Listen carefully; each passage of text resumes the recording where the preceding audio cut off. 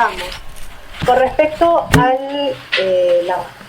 a las elecciones internas el día de ayer, que fueron por delegados, conocemos que esta modalidad ha sido adoptada por la mayoría de partidos, ¿no? Han sido 17 los que han votado de esta manera. ¿A usted le parece que ha sido una decisión correcta el haber permitido esta modalidad o ha sido de alguna manera perjudicial debido a que se trata de una democracia, ¿no? Que donde un delegado elige a los demás, a diferencia de un militante un voto, donde hay mayores democracia porque hay mayor cantidad de personas eligiendo a un candidato presidencial y a los congresales y el parlamento andino? La verdad, Mónica, que seguimos con los mismos vicios de siempre, a pesar de las aparentes reformas, qué sé yo. La participación política obviamente que no se puede limitar, porque está en la Constitución política. Se tiene que hacer de acuerdo a los marcos de las leyes electorales. Pero lo que nos llama la atención es, como ya lo he adelantado en alguna crítica, es que en verdad no tenemos partidos políticos.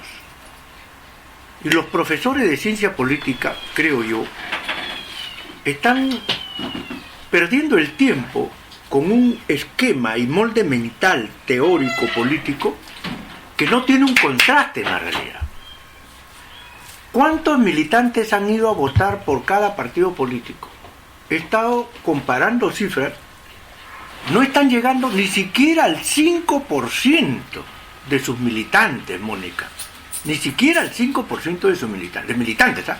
Ahora, en cuanto a delegados, que es lo que acabamos de ver, se ha permitido también el sistema de delegados, lo cual se presta para la estafa política.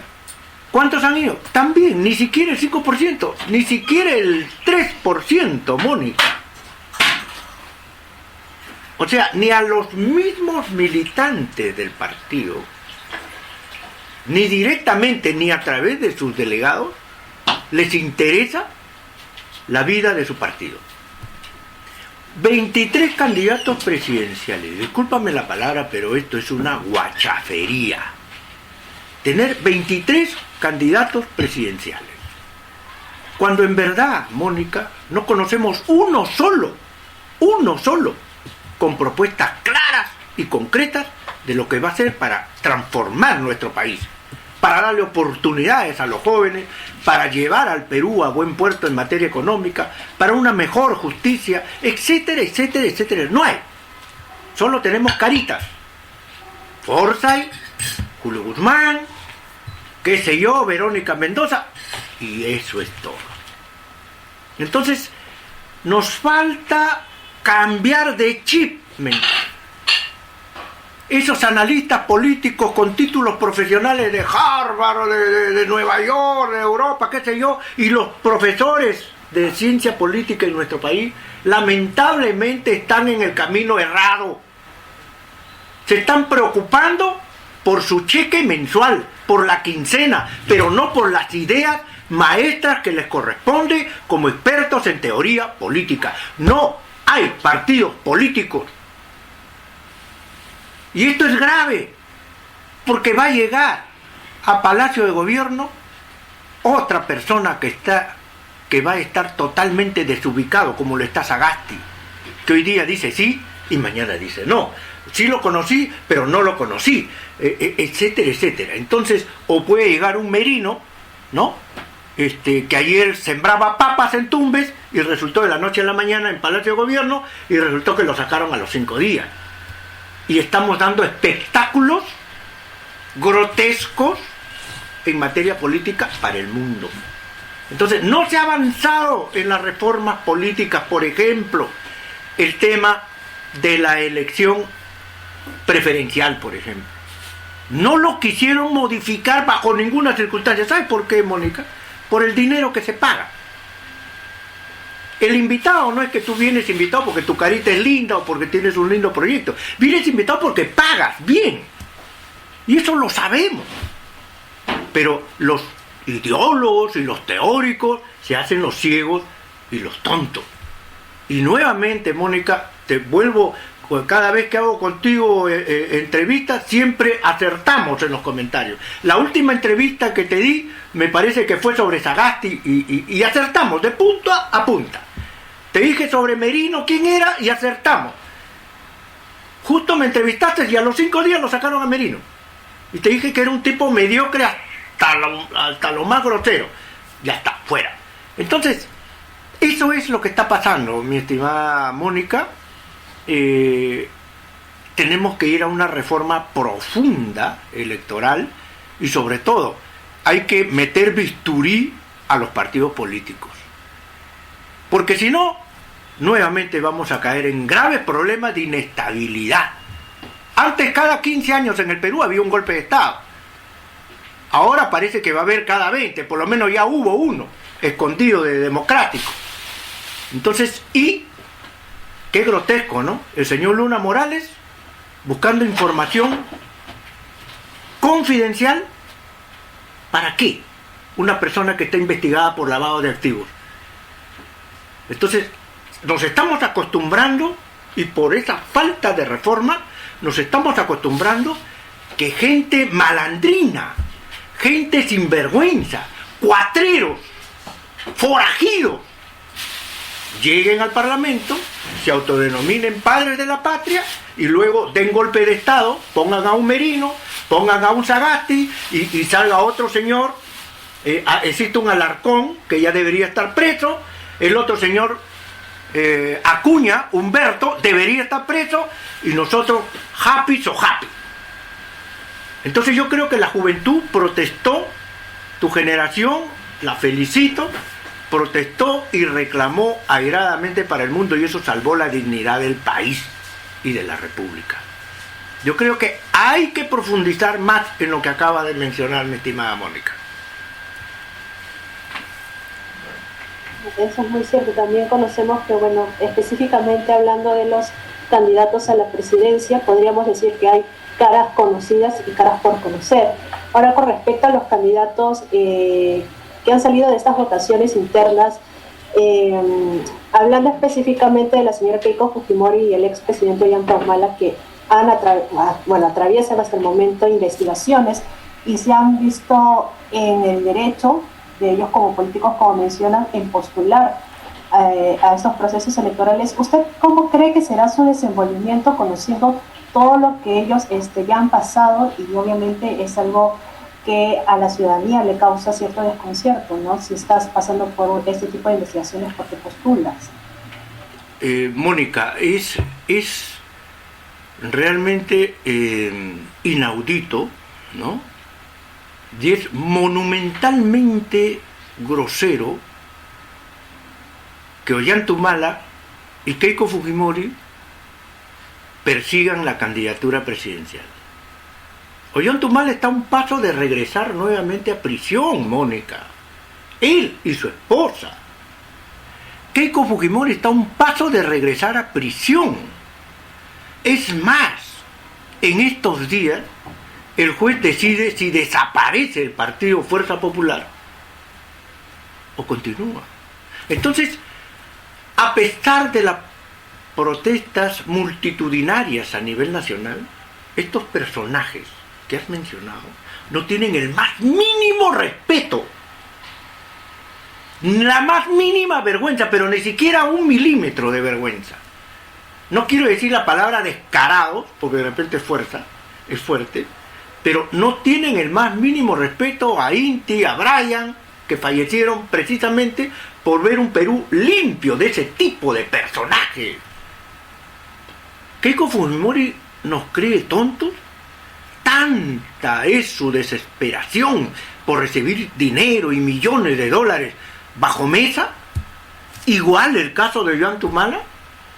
¿O es que somos tan tontos de creer que llegando al poder nuevamente Ollanta Humala, su mujer nuevamente no va a estar metida en Palacio de Gobierno comprando chocolate Godiva de $300 en la cajita? No, pues. Yo creo que estamos hablando en niveles de decencia política. Porque en la política debe haber docencia y decencia política. Pero ninguno de ellos. Hasta el jovenzuelo Forsyth, también cayó en el viejo vicio, ¿no? Y el pueblo lo ha notado, ¿no? Dijo, no, que sí, respalda a Merino, ¿no? Y después dijo, no, Merino no, que salga Merino. O sea, la típica del politiquero, ¿no? Fanfarrón, mentiroso, ¿no? Entonces yo creo que el pueblo, ojalá que no se equivoque, porque en las elecciones anteriores, el pueblo por reacción y por castigar a la partidocracia, votaron por el pescadito, ¿no? Fue una manera, digamos, graciosa, popular, criolla, ¿no?, de burlarse de los viejos zorros de la política, y votaron por el pescadito, y resultó que los pescaditos tenían más intereses que la misma Keiko Fujimori, y apoyaron la vacancia y nos desgraciaron la vida. Esperemos, y yo creo que va a ser así, sobre todo la juventud va a estudiar a los candidatos, va a analizar gestos políticos, ¿no?, va a leer conductas. Yo creo que ellos van a ser grandes transmisores para su familia y para sus vecinos y amigos y sus comunidades, para elegir a alguien que sea más o menos, más o menos, porque la verdad, Mónica, no, Ollanta y Keiko no van a salir electos, ni en 1000 años, pero ellos persisten en ser candidatos presidenciales. ¿Por qué? Porque ganan un prestigio hacia afuera, ganan ya puestos laborales a futuro, colocaciones, y también por ahí los ingenuos no dejan de enviar dinero, porque en política siempre hay muchos ingenuos a nivel nacional. Entonces ese es el negocio, ¿no? La política ahora es cómo hago plata, ¿no? Soy candidato presidencial para hacer plata, soy parlamentario para hacer plata, soy juez para hacer plata, soy fiscal, o sea, todo se ha comercializado. Y eso lo enseñaba yo en mis clases de ciencia política, ¿no?, que hay un famoso autor anglosajón que escribió precisamente sobre la política y la economía, ¿no?, donde él lo reducía todo al interés económico, una concepción muy empíricamente inglesa, y que es aplicable al Perú.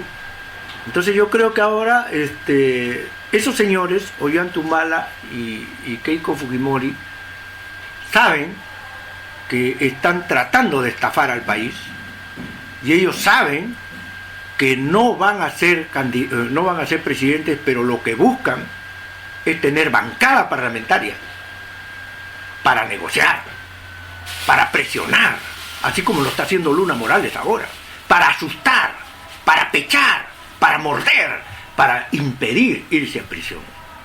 Ojalá la juventud tome nota por 3 veces esto y ni siquiera les permitamos que tengan bancada parlamentaria, Mónica.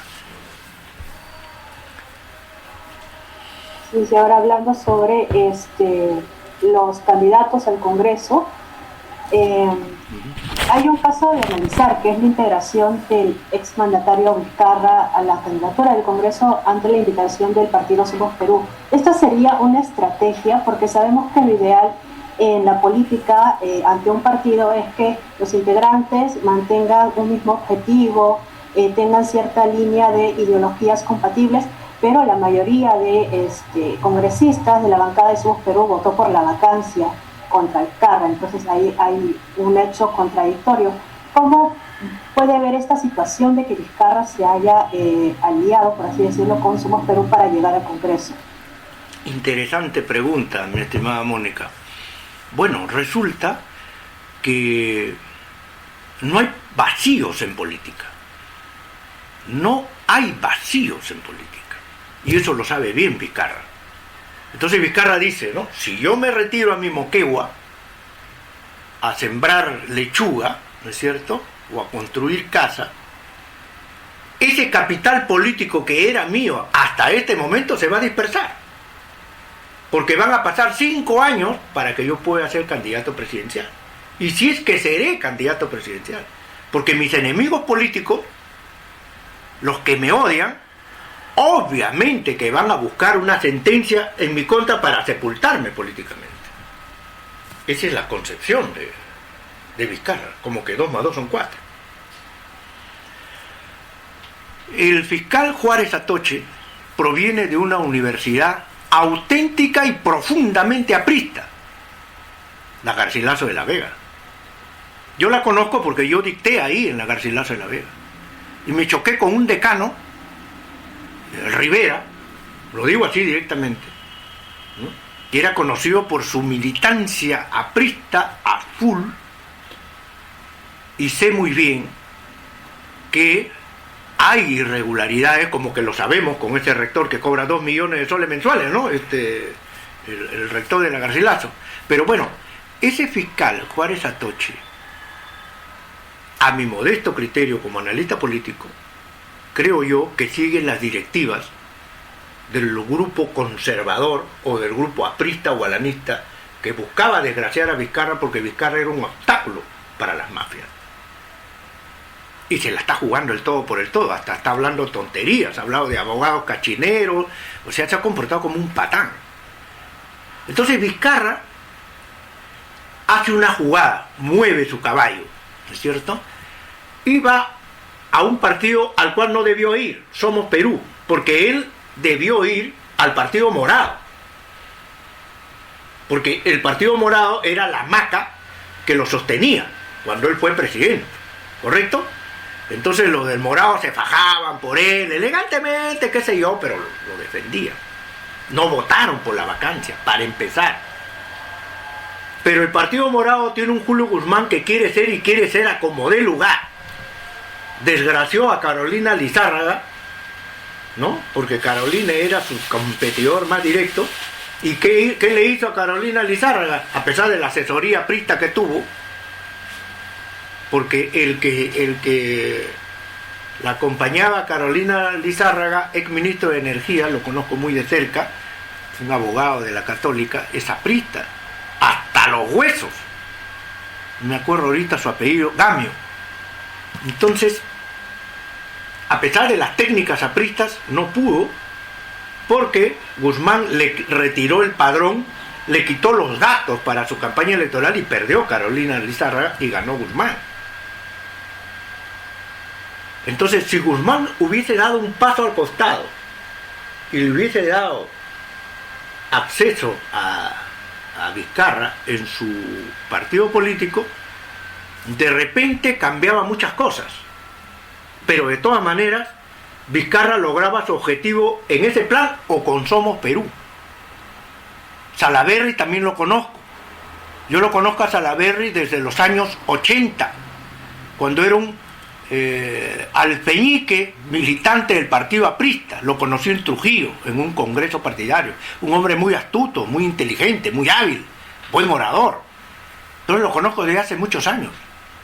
Y él se comió con todo y zapatos a Keiko Fujimori al Partido Naranja y después ahora a Somos Perú. Es muy astuto, muy hábil. Tiene el ADN de la política en sus venas. Entonces su familia, los Salaverry, son apristas desde los años 30. O sea, a él no le vas a enseñar lo que es los artes de la politiquería. Entonces él hilvanó bien la llegada de Vizcarra a Somos Perú, a pesar de la oposición de Sure, que quedó tontamente mal, abandonado, a pesar de ser secretario general del partido. Pero ya está el señor Vizcarra de candidato. Pueden darse dos escenarios, Mónica. O que el pueblo, por agradecimiento, los de Lima, voten por Vizcarra masivamente para verlo nuevamente en el poder y desagraviarlo. Ese es lo que se llama el voto escondido, ¿no?, que tanto se hablaba en los años 80. El voto escondido, porque el pueblo tiene una estaca metida en el corazón, ¿no?, haberlo sacado a Vizcarra cuando le faltaba poquito para que termine. Y sobre todo porque Vizcarra repartió bonos, abrió las mangueras de la caja fiscal, oiga usted, y salía el dinero, pero a borbotones, ¿no? Le dio a los gobiernos regionales, le dio a las municipalidades, a los artistas, a los abuelitos, oiga usted, fue una fiesta. Y no hay cosa tan linda al hombre humilde, que no tiene ni para el menú del día, que vayas al banco y te den un fajo de billete, porque 760 soles es una fortuna. Es como que te den $1 millón para un hombre pobre. Entonces, Vizcarra tiene un voto escondido en Lima que lo va a regresar al Parlamento. Y obviamente que Vizcarra viene con la espada desenvainada, ¿no? Porque él va a tener que devolver los cariños que le dieron cuando él estuvo en Palacio, ¿no es cierto? Soterradamente o abiertamente. Eso es como que 2 más 2 son 4. Segundo, que se protege contra excesos del Ministerio Público y del Poder Judicial, porque de que hay corruptos en el Poder Judicial, lo hay. Acaba de decirlo Elvia Barrios, que yo la conozco muchachita, jovencita, cuando enseñaba en San Marcos. Elvia Barrios, presidenta del Poder Judicial, acaba de decir que hay grupos de corrupción aún en el Poder Judicial, y el Ministerio Público está infestado pues de apristas, de fujimoristas, de toledistas. Es terrible. Ya sabemos cómo sueltan a los delincuentes a los 5 minutos de llegar a la comisaría, ya están libres en la calle. Y bueno, entonces se va a proteger Vizcarra de cualquier exceso del Ministerio Público, del Poder Judicial, y va a mantener presencia en los medios de comunicación como congresista. Es posible que al interior del país voten por la candidatura presidencial de Salaverry en agradecimiento a Vizcarra. Y esa es la jugada maestra de Salaverry. Vuelvo a repetir, Salaverry es muy astuto. Él ha calculado bien eso. Puede haber un voto de agradecimiento. ¿Dónde está Vizcarra? ¿No? El que vive en el cerro de Oscropoto, ¿no? Y ahí dice, ¿dónde está Vizcarra? Vizcarra, Somos Perú, marco por Somos Perú. Y listo. Y no, ni le interesa quién es el candidato presidencial, pero por agradecimiento, eso se llama el voto de endose. El endose político puede funcionar con Vizcarra. Podría darse esa figura. Entonces, creo que ha hecho un buen negocio.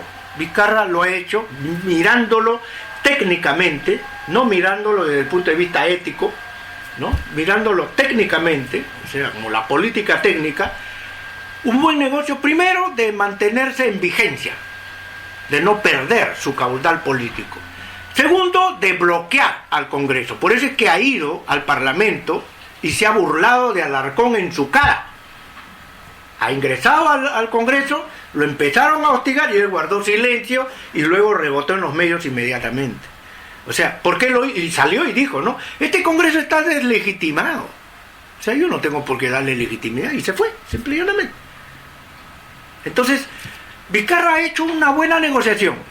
Ahora, lo que interesa a Vizcarra es que el Ministerio Público cambie, ¿no es cierto?, sea por los que lo investigan o por, digamos, cambie en cuanto a la política de no acosarlo, como lo estaban haciendo con infiltraciones realmente sorprendentes, y que se haga justicia, ¿no?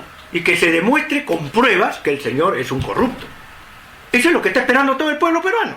Porque una cosa es que por WhatsApp yo te diga, Mónica, ¿qué tal? No podemos entrevistarte. Pero otra cosa es que exista la entrevista concreta, ¿cierto? Esa es la prueba. Entonces, una cosa es la intención y otra cosa es la prueba.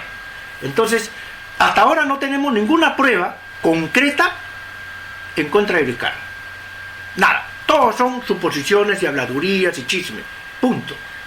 Pero el pueblo lo tiene muy presente. Y eso es lo que va a decir Vizcarra en su campaña. Entonces, Vizcarra puede ser el próximo presidente de la República después del que salga, dependiendo cómo salga en este proceso, que están procesos seguidos en su contra, y veamos cómo se conduce también Salaverry en la campaña presidencial, ¿no? Cómo trabaja ese tándem, ¿no? Y creo que el pueblo peruano, estoy completamente seguro, va a votar por Vizcarra, al menos en Lima van a votar por él. Y a nivel nacional va a haber un arrastre de votos para la candidatura de Somos Perú. Me parece que sí. Ahora, obviamente, lo que van a hacer, estoy completamente seguro, es sacar a todos esos congresistas, nunca más, ya no van a regresar, por cierto, pero los van a sacar a todos los que votaron en contra de Vizcarra. Por lo menos ya se dividió el partido y es una buena muestra de que ellos están metiendo bisturí y están cortando a todos aquellos que han sido antivizcarristas. Entonces, en estas semanas vamos a ver qué pasa. Pero gracias por preguntarme ese tema, que quería también abordarlo, ¿no? Es importante conocer eso porque de alguna manera ya nos preparamos, ¿no?, a lo que viene. Ahora, con respecto también a dentro de estos candidatos al Congreso, un caso similar podría ser el de Juntos por el Perú, ¿no?, que también hay personajes mediáticos, específicamente hablando del músico Manuel Prado y la politóloga Sigrid Bazán, que han sido invitados para participar en esta candidatura. ¿Usted cree que estos dos personajes llamen la atención popular de la ciudadanía para poder votar por este partido? Manuel Chaprado y Sigrid, ¿no? Sí, el pueblo peruano ya ha sufrido el haber elegido a deportistas que no hicieron nada. Al contrario, se plegaron a la corrupción más espantosa. Y otras prácticamente fueron de saliva para abajo, ¿no? Artistas que hayan llegado, salvo Susy Díaz, que tuvo un desempeño, digamos, en producción de presentación de proyectos de ley superior, inclusive a Keiko Fujimori, ahí está aprobado, ¿no? Pero después nunca más regresó con su número 13 pintado en las 4 letras, conforme ya quedó registrado en la historia. Entonces el pueblo peruano sabe bien qué puede hacer Manuel Chaprado, además de cantar y tocar bien, ¿no? Sigrid Bazán, ojo, en una sociedad tan sensible como la nuestra para el tema del racismo, Sigrid Bazán ya está quemada.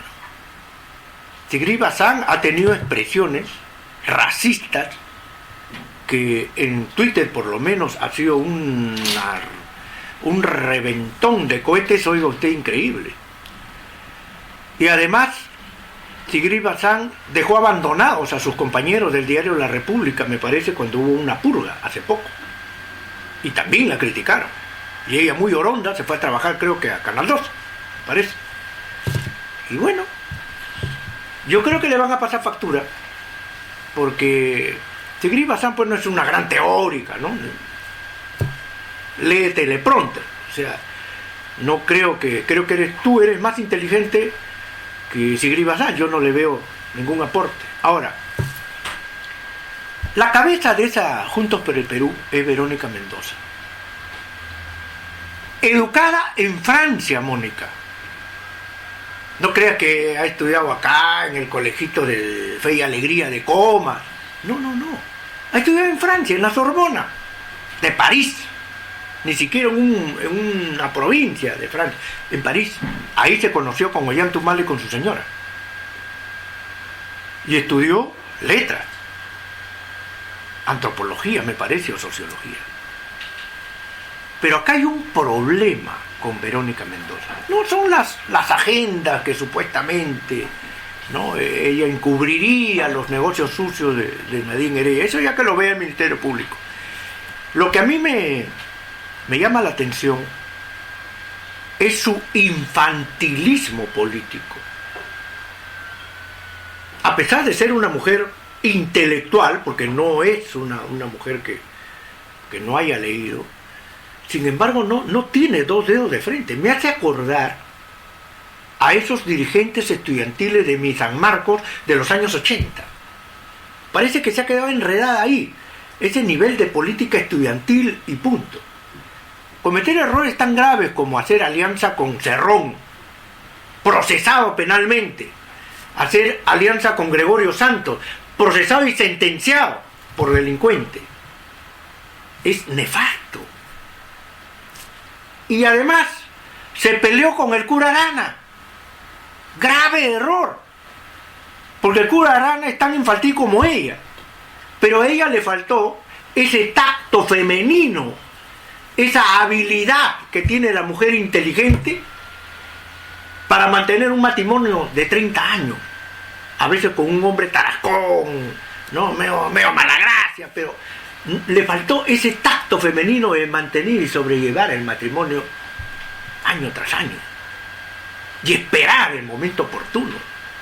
Entonces ahora está apelando a determinadas figuras. Ojalá pueda inventar rumbo, pero como va, puede sacar nuevamente un tercer lugar, pero no más. ¿no? No tiene un plan económico consistente.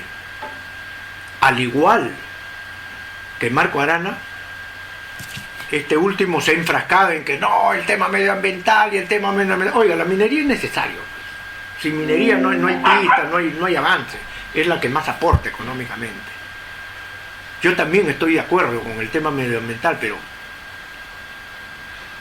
guardemos el punto medio. Y el caso de ella, que los homosexuales y que los los LGTBI, que esos son sus aliados. Oiga, son una minoría ínfima. No es la gran masa electoral.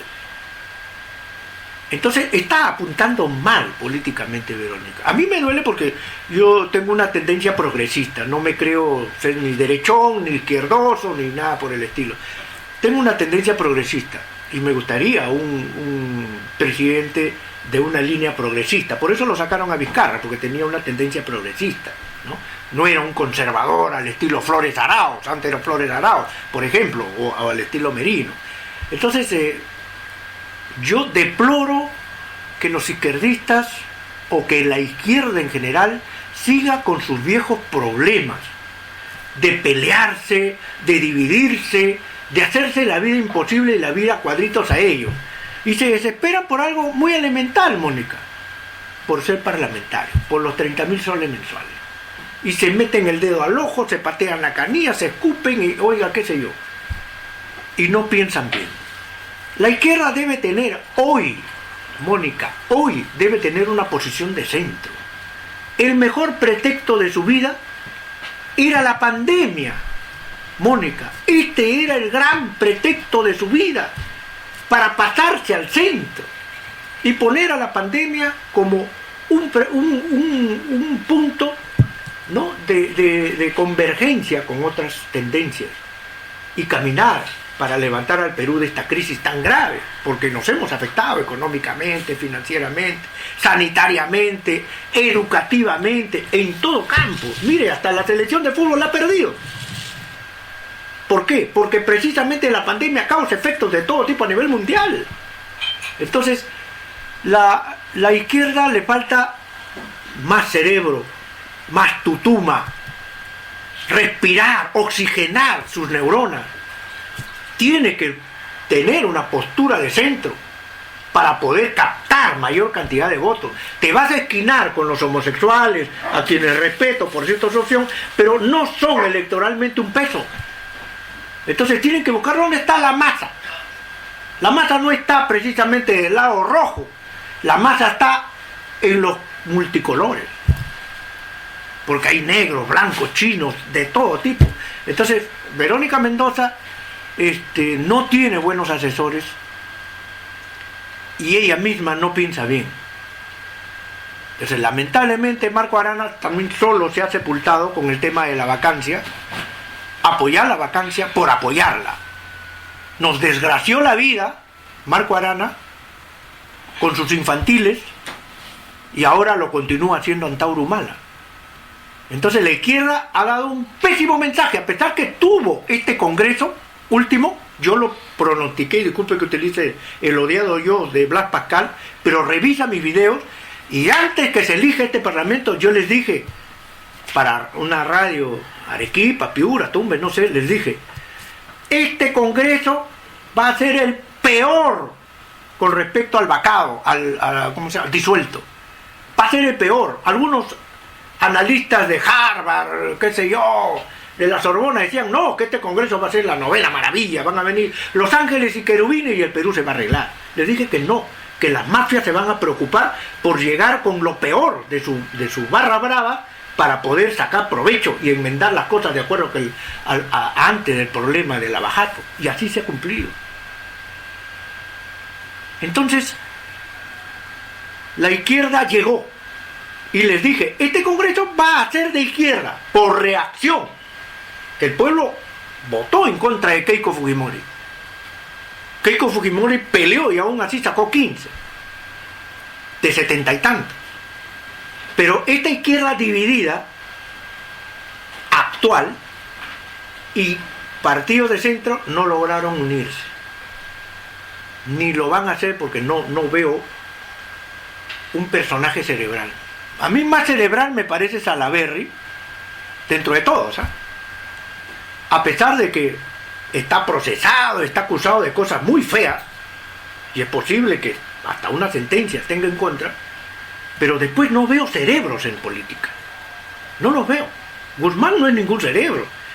Guzmán es un burócrata más, pero cerebro, estratega, no lo es.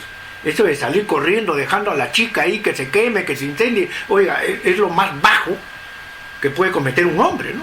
Creo que ni un chiquillo de Coyique hace eso, ¿no? Pero lamentablemente ya está, en la historia ya está escrito. Entonces, así están las cosas, mi estimada Mónica. Verónica Mendoza no le ve opciones, a pesar de que Hernando de Soto le ha dado digamos, le ha dado una ventana, ¿no? Mediática, porque la ha mencionado varias veces, ¿no? Pero Hernando de Soto es tan soquete como Marco Arana, no sea de derecha y izquierda, pero es tan soquete que ni siquiera sabe qué partido es el que lo está lanzando a la presidencia. Soquete político, ¿no? Así estamos, mi señor. Sí, en realidad estos personajes son muy peculiares y parece que la historia se repite. Ahora, con respecto a la OMPE, que es un organismo sumamente importante en este proceso, anunció que ahora el reporte de las finanzas partidarias no se van a entregar posteriormente al proceso electoral como se ha estado dando anteriormente, sino ahora se entregarán informes de su financiamiento a mitad de la campaña. ¿Usted cree que esto podría regular de alguna manera el tema de corrupción que se ha estado viendo anteriormente? En algo, Mónica, en algo. Antes era peor. En algo, o sea, ahora debemos ir a una bancarización total. Yo creo que es, aunque yo soy un poco, estoy resentido con los bancos porque más lo que me cobran comisiones hasta por respirar que por otra cosa, pero la bancarización de una u otra manera puede ayudar, porque ahí está la unidad de inteligencia financiera y otros mecanismos que ayudan al control. Pero lo cierto es que Vega Antonio, por ejemplo, ¿no?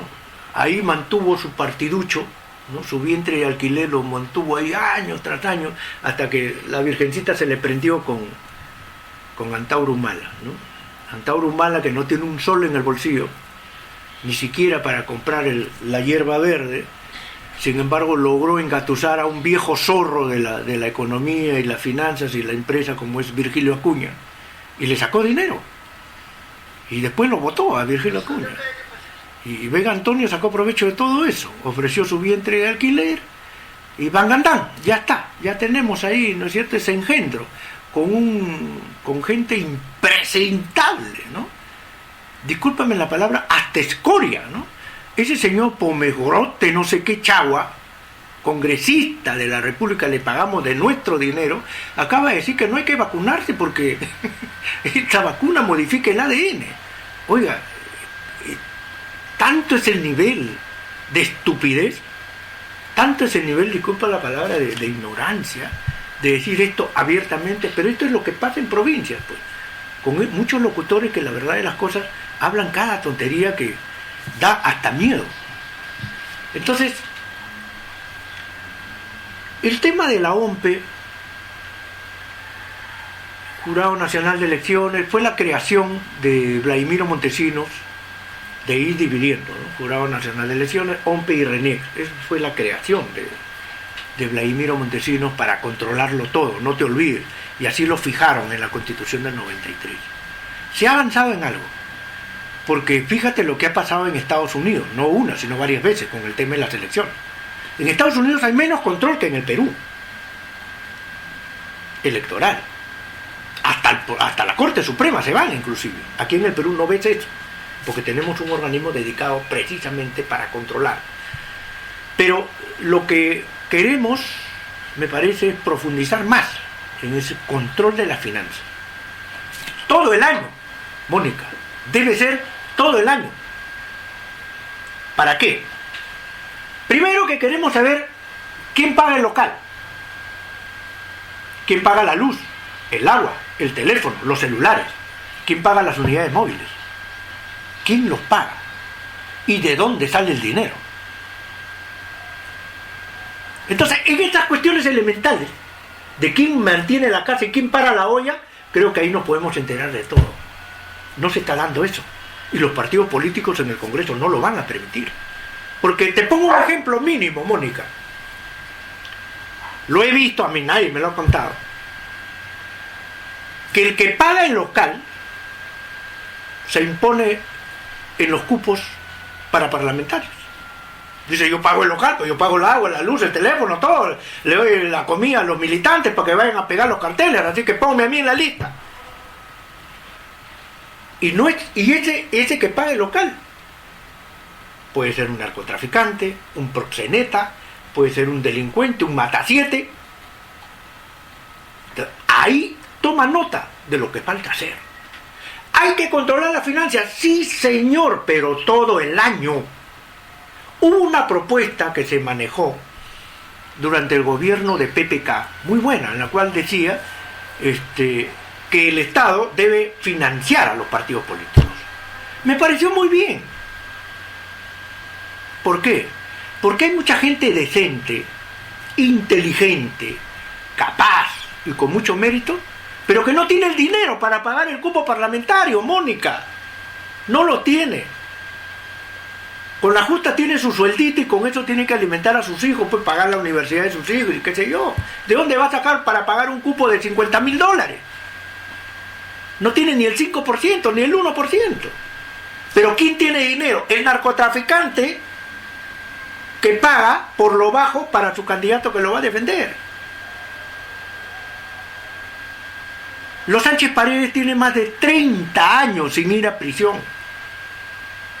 Acuña y el grupo Acuña, procesados por lavado de activos, más de 20 y 25 años que no van a prisión. ¿Qué es eso? ¿Magia? ¿O es poder político? Entonces, empecemos a averiguar, pues. Por lo pronto te doy las cifras básicas, ¿no? ¿Quién paga el agua, la luz, el teléfono, etcétera, etcétera? En una campaña presidencial, Mónica, te lo dice un experto, tengo maestría en ciencia política, necesitas por lo menos, por lo más bajo, necesitas $500,000 a $1,000,000 para mantener una campaña a nivel nacional presidencial. ¿De dónde? Keiko no trabaja. Su esposo, menos. ¿De dónde sale el dinero? Ahora ya sabemos, lógicamente, ¿no? Era Odebrecht y los fiscales están en ese pleito, ¿no? De una vez, pasarla a juicio. Y Alan García también. Si Alan García nunca litigaba. Era un abogado que sacó su título, sabe Dios cómo, y listo. Y se dedicó a la política. Cantaba en los bares y cantinas de Europa. Pero sin embargo, casa en París, ¿no es cierto? Casa de playa, hasta yate tuvo que en Lima, en el Callao. Lo descubrieron, ¿se acuerdan, no? Entonces, la política lamentablemente se ha vuelto un negocio y necesitamos, lo que tú has mencionado, una muy buena pregunta, de si es necesario más reforma. Yo te digo que sí, hay que controlar más. Si el Estado puede financiar partidos políticos, enhorabuena. Por ejemplo, esta juventud que ha salido a protestar. El Estado inmediatamente debió asignar una línea de dinero para solventar ese movimiento democrático, porque defendieron la República. ¿Pero qué hizo el Congreso? Se hizo el tonto, y Sagasti está metido en sus problemas chiquitos. Pero la verdad que se necesita una nueva forma de hacer política. Y termino con esto, en esta parte. La salida masiva de la juventud a nivel nacional, estos 5 días gloriosos para sacar a Merino, que ni Venezuela puede sacar a Maduro, nosotros lo sacamos en 5 días, en Chile no pueden sacar a Piñera, nosotros lo sacamos a un presidente en 5 días, con 2 muertos, 2 mártires de la democracia. ¿Qué cosa nos ha demostrado? Hay que leer los hechos políticos, esa es mi labor. Lo que nos está diciendo Mónica es que no tenemos partidos políticos. Porque ¿qué cosas son los partidos políticos? Los partidos políticos no son otra cosa más que entes transmisores entre los pedidos del pueblo y el gobierno.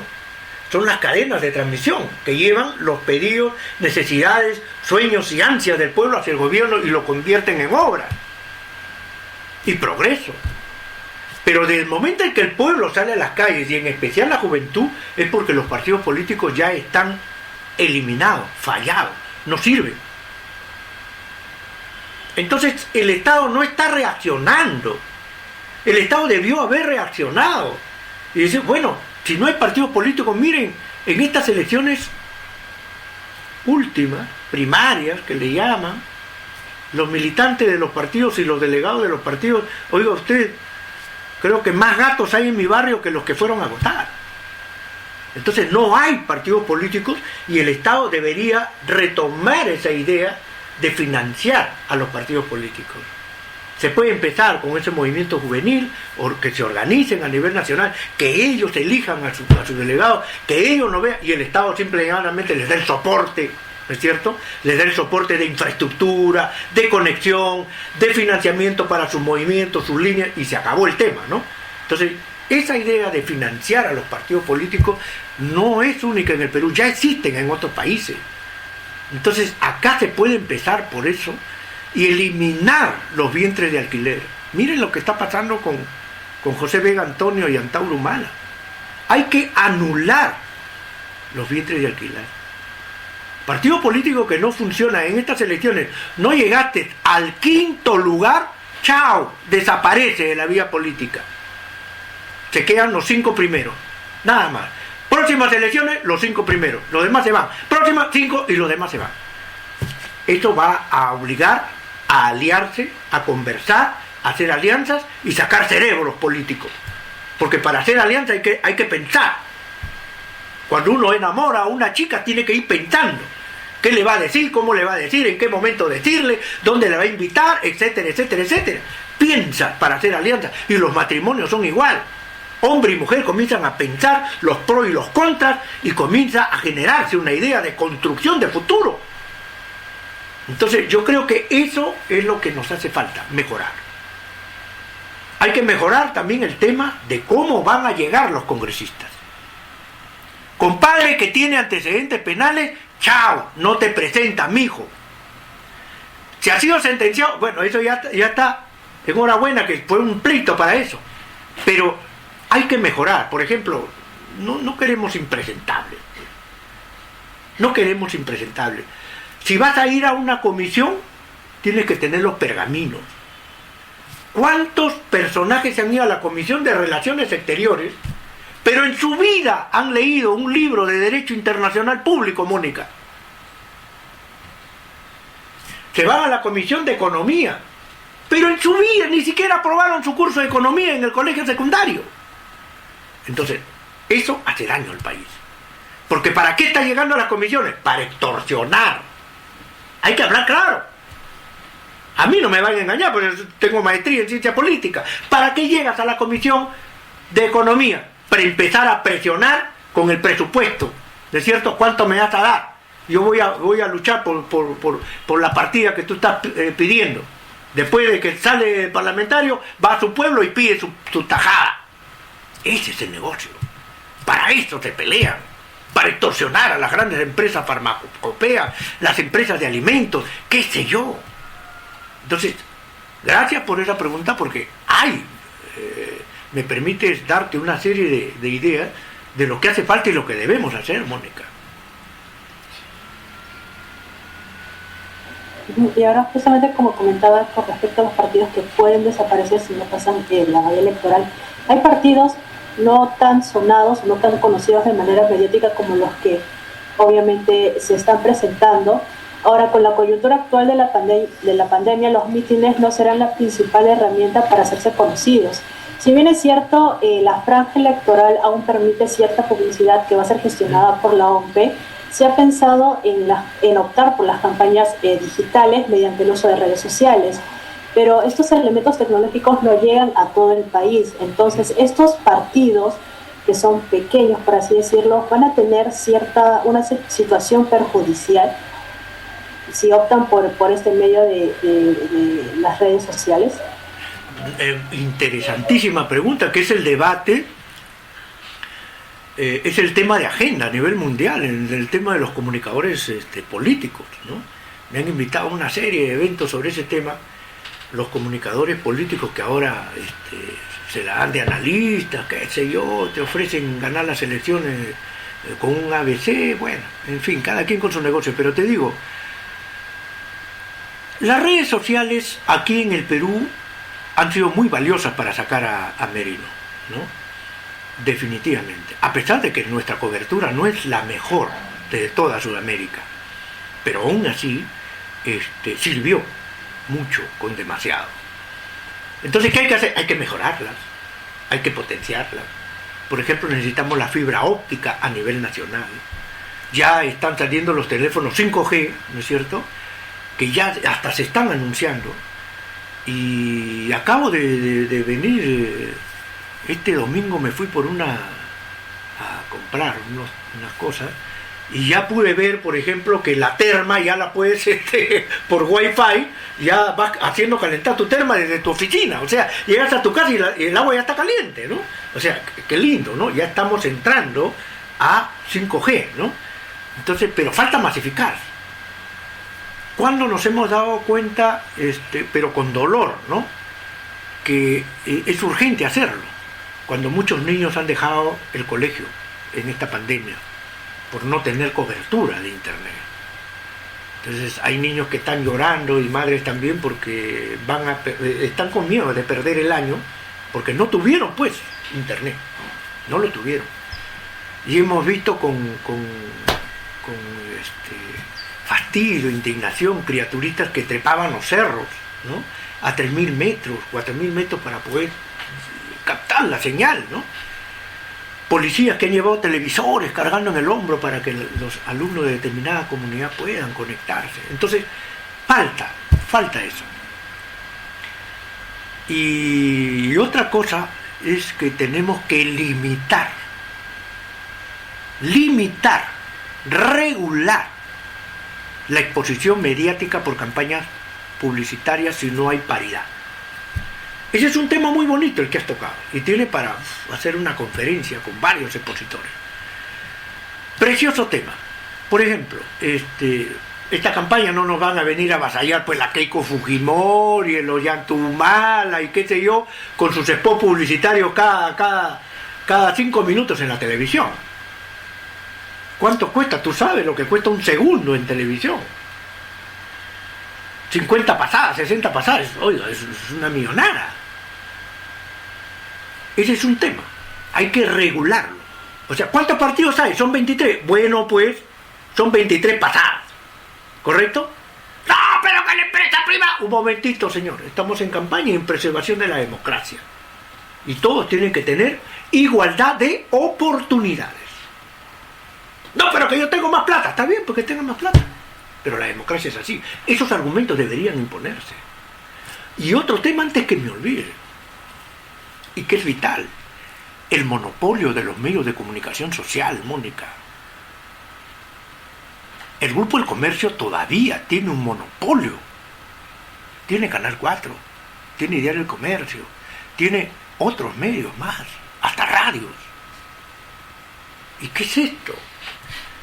¿Para qué el monopolio? El Diario El Comercio está en crisis económica. Y corrieron las noticias de que ya iba a venderse el Diario El Comercio, o un grupo económico mexicano. Acaban de nombrar a un joven Aurelio del grupo de los Miro Quesada como nuevo director. Pero está en crisis.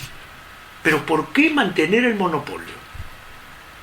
Por dos razones fundamentales, entre muchas. Uno, controlar el poder político con los periodicazos. Y dos, influir en las campañas electorales para que lleguen autoridades a su favor. Ejemplo típico, Muñoz. Muñoz era un don nadie en la campaña para las municipales, acuérdate, un don nadie. ¿Quién le iba ganando? Urresti. Y se asustaron los del Grupo del Comercio. ¡No! Dijeron, Urresti es incontrolable, no, nos va a desgraciar. más, y comenzaron a levantarlo full periodicazos a Muñoz. Muñoz por aquí, Muñoz dijo, Muñoz estornudó, Muñoz se volteó, oiga, al final Muñoz alcalde. ¡Oh, maravilla! Entonces, eso tenemos que regular. Hay una ley antimonopolios que hasta el día de hoy están que la pasean, ¿no? Porque Sagasti la aprobó cuando era congresista, pero ahora que es presidente, le puso peros. ¿Te acuerdas? Entonces, hay que entrar a ese tema. En medios de comunicación, nadie debe tener el monopolio, señor. Nadie. ¿Saben por qué? Porque la libertad de información es para todos. Estamos en una democracia, no en una monarquía, señor. Así de sencillo y de fácil. Entonces, monopolios en materia de medios de comunicación es antidemocrático, es antirrepublicano de por sí, Mónica, de por sí. Condición sine qua non para una república sana y una democracia musculosa es no tener monopolios en los medios de comunicación social. ¿Por qué? Porque en una democracia tienen que fluir las ideas y enfrentarse si es posible. Es bueno. En una democracia tenemos que pelearnos ideológicamente, con altura, con respeto, con argumentos, con razones, pero así se hace la república. Porque la república es todos, pues. ¿Qué significa república? Cosa de todos. O sea, tenemos que escuchar pues al negro, al chino, al gordo, al flaco, al chato, al alto, a todos. Por eso es que la mayoría elige sobre la minoría, ¿no es así? Esa es la regla de juego. Pero si hay un monopolio, quiere decir que los que tienen dinero son los que te van a decir cómo pensar, cómo vestirte, ¿no es cierto? Te dicen cómo hacer esto, cómo hacer el otro. Porque tienen el monopolio. O sea, tú te levantas en la mañana, radio, televisión, prensa escrita, lo mismo. Porque tienen el monopolio. Y la diversidad. Entonces, esto tiene que ver mucho con la democracia. Hay que cambiarlo urgentemente. Hay que financiar partidos políticos. Y hay que potenciar el sistema del Internet y las redes sociales. ¿No es cierto? Yo creo que eso es importante. Un primer piloto puede ser el tema de la educación a distancia. Yo creo que eso puede ser, digamos, la base, la infraestructura sobre cómo hacer una sociedad más democrática, más digitalizada, más integrada a través del Internet. Con esto vamos a ganar mucho. Ojalá que Sagasti, como él se ha vendido, yo lo conozco a Sagasti muchos años, ¿eh? Desde que ingresé a la universidad en el año 1982, lo conozco a Sagasti porque ahí estaba, en la relación de libros, ahí estaba, en ciencias sociales. Sagasti, lo conozco, y lo he visto en muchas conferencias, en distintos escenarios. Él trabajó con el gobierno militar de Juan Velasco Alvarado. Por eso fue vetado, Mónica. Por eso no le dieron trabajos relevantes. Entonces, ¿qué le quedó? Relegarse al mundo de las ONG y al mundo de la academia. De ahí procede. Pero a veces es un mundo insensible. Porque te acostumbras a que llegue el billete, ¿no? Cumples con el abecedario que te dan para que inviertas ese billete y lo demás no te importa.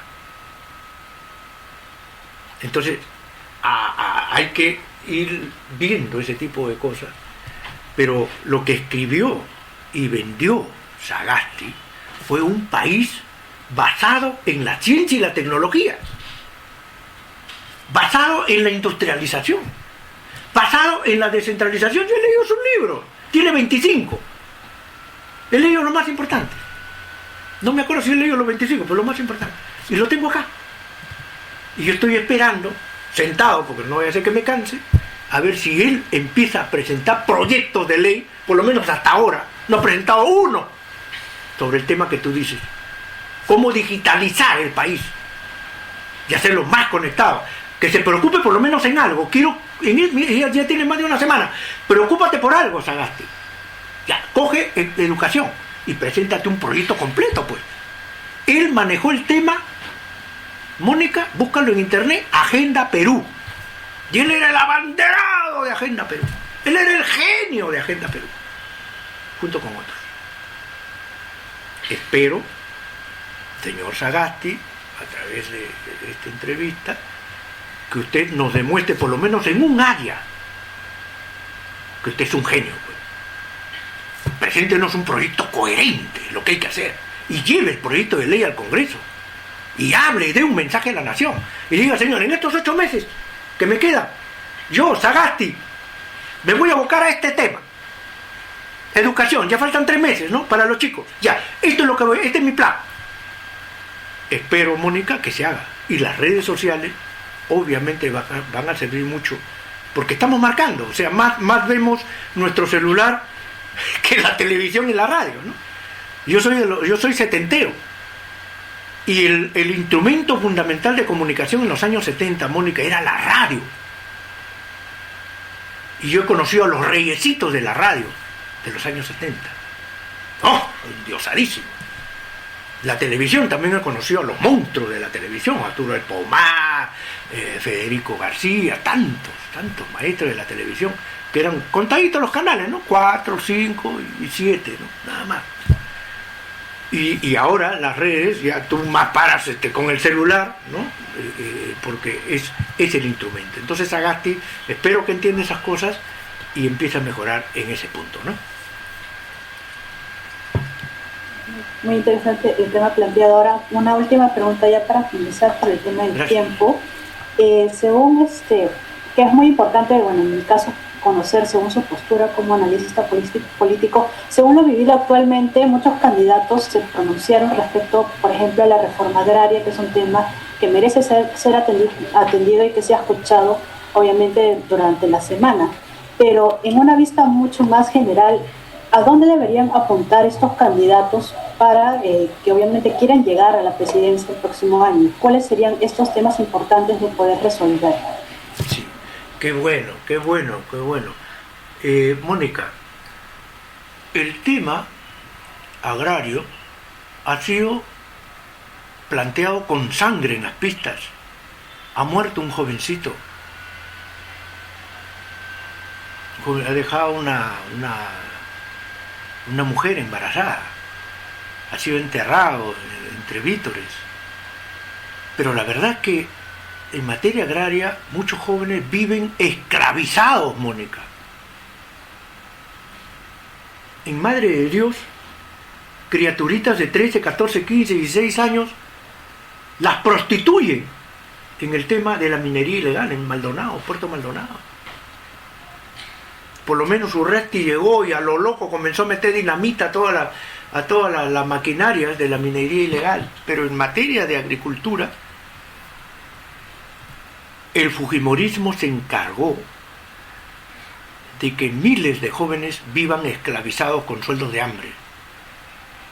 Ahí está la ley Chimple.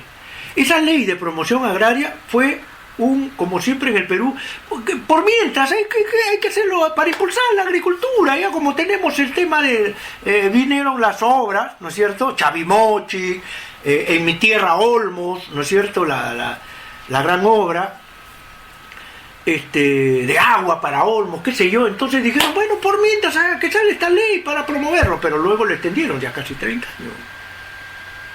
Entonces ha tenido que ser otra vez los jóvenes del campo quienes pongan en jaque a Sagasti, que se escondió varios días. Estuvo escondido Sagasti. Un día domingo dio una declaración de prensa, Sagasti, a todos los medios, ¿no? Oh, muy elegante, con sus aires de sabio, ¿no? De ONG. Se lució con todas las periodistas. Al día siguiente, hoguera en Ica. Y a los pocos días, hoguera en el norte. Sagasti escondido, totalmente. Ya no convocó a ninguna conferencia de prensa. Y los chicos lograron, con sus protestas, que esa ley se caiga al suelo. ¿Correcto? ¿A qué tenemos que tender? En primer lugar, a eliminar los intermediarios que todavía son dueños de acá del comercio de alimentos, de abasto de primera necesidad en Lima. Todavía hay intermediarios. Yo recuerdo, Mónica, como si fuese ayer, que había, Juan Velasco Alvarado eliminó los intermediarios. Hizo mercados del pueblo donde los productos venían de la chacra, venían directo a Lima. Ya no pasaba por el intermediario, venía directo a Lima y encontraba hoy los productos baratos, bonitos, pescado también, porque creó la ECAP y el pescado venía del mar directo al mercado, controlado por el gobierno. Y encontrabas unos bonitos, te llevabas 3 bonitos, por ponerte un ejemplo, 3 bonitos por 5 soles. Ahora, ¿cuánto cuesta un bonito? Está como 30 soles. ¿Quién lo encarece? El intermediario, pues. ¿Quién te encarece la papa? ¿Quién te encarece los productos de pan llevar? El intermediario.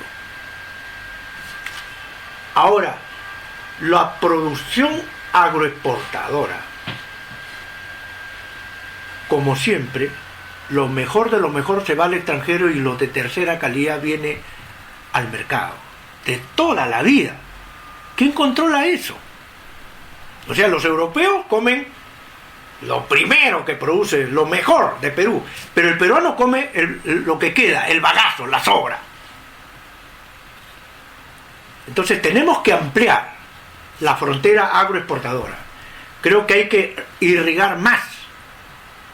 Todavía usted va, yo voy todos los años a mi tierra por tierra, también por avión, pero voy por tierra y todavía paso horas de desiertos. Eso no debe ser, Mónica. Todo a la costa debe ser verde, toda verde. Y abajo al sur también desiertos en cantidad. Debe ser verde, faltan más horas. Eso va sobre ¿qué cosa? Mano de obra. De todo tipo. Entonces, falta un ente regulador que debe incluirse en la ley agraria, Mónica. En la cual el ente regulador va a ser algo muy elemental. ¿Cuánta de ganancia tienes en este mes? Tengo de ganancia 500 millones de dólares. ¿Cuánto has gastado en el pago a tus obreros? 20.000 soles. ¡Ah, caramba! ¿Te das cuenta la brecha? Eso es lo que pasa. Igual pasa en la minería. Se llevan millones de dólares y ni siquiera pagan los impuestos correspondientes, porque muchos de esos impuestos se van, o ese dinero se va a los paraísos fiscales, o se van a las cuentas offshore.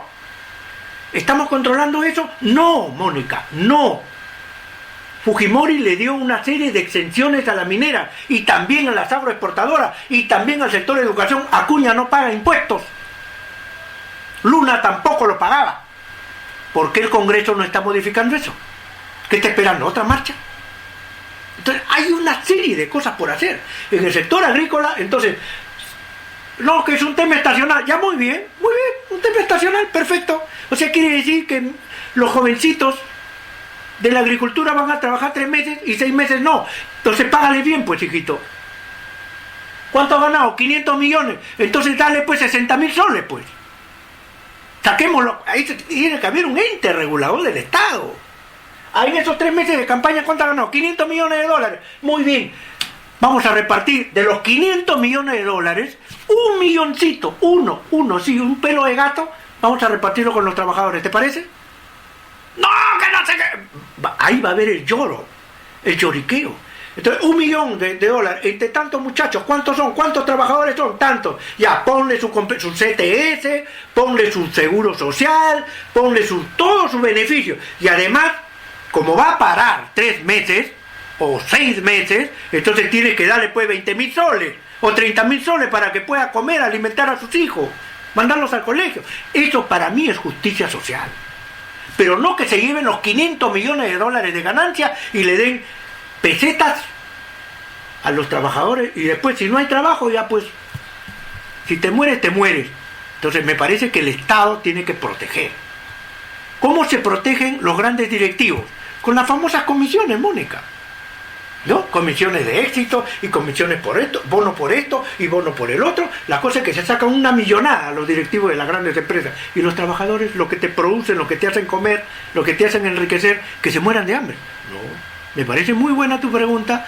Ojalá que en este Congreso las cosas se enmienden, en ese punto por lo menos, pero hasta ahora, Mónica, ni a Verónica Mendoza, ni a Marco Arana, ni a Vega Antonio,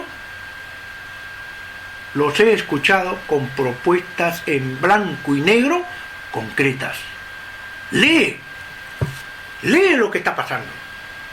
Entonces, yo te estoy dando una propuesta concreta, que un técnico agarre y me lo traduce, listo, en un proyecto de ley. ¿Por qué no lo hacen los líderes de los partidos políticos de izquierda? ¿Qué están esperando?